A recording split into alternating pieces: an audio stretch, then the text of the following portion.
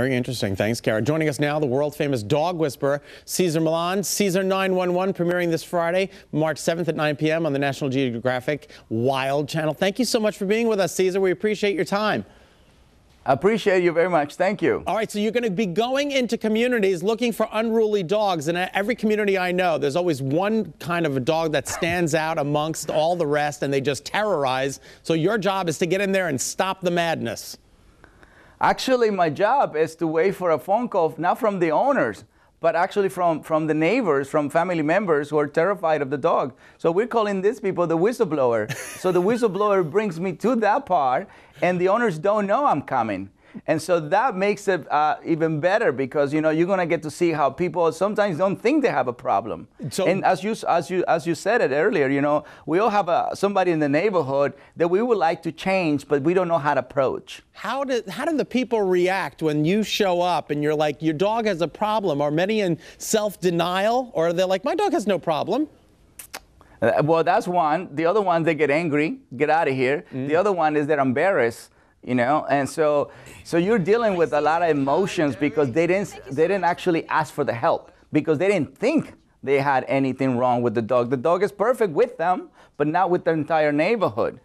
So I think that's is going to be a very important understanding for a lot of people, because most people only focus about what's good for them, not what's good for the environment, and that's how dogs end up having a bad reputation. Because most people only focus for themselves and they don't focus on the dog. Now we're going to focus on the whole entire community. We're watching some video here of this. Looks like the dog is just absolutely out of control, snapping and biting. It looks like its owner. It has control of its owner, which is never a good thing. You're supposed to lead the dog. The dog is not supposed to lead you.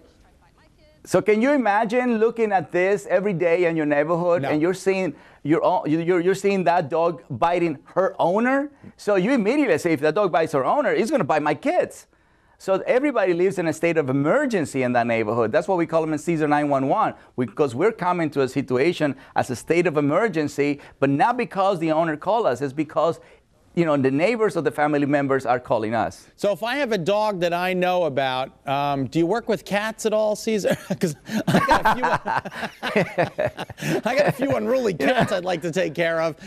In order for a cat to terrorize somebody, you actually have to come inside his house. If I know of a dog in my neighborhood here in Connecticut, can I give the show a call and have you guys come to the neighborhood? You can totally be the whistleblower, and we can totally come and help you. That is incredible. What are some of the types of behaviors that you're dealing with? Is it mostly biting, or, I see these chihuahuas, they're just simply obnoxious, dressed in tutus. I just want to, I'm like, what's up with that?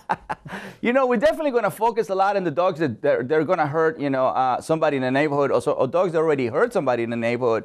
And in one of the episodes, you're going to see how the victim actually is the one that called me. That's the one that became the whistleblower after the dog bit her. Oh. And the owner didn't want to do anything about it. Instead, what she did is she blamed the victim, because she said, well, you did something that provoked my dog. And the owner never apologized to her. So once we start changing her perspective, her behavior, her denial more than anything, then she apologized. Then she realized that she had to do something about it, that she wasn't walking the dog, that she was just keeping the dog, inside, frustrated. So the dog is going to release the frustration on anybody that come in. That's great. Well, I always remember back to the old Pink Panther movies.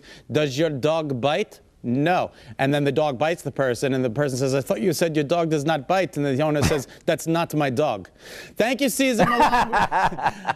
Good luck on the show. It's this Friday, Cesar 911. We appreciate you being with us. Thank you. Thanks so much. All right, take care. Kara? Thanks, guys. Well, the Calhoun Cardiology Center is teaming up with Dunkin' Donuts these next few weeks.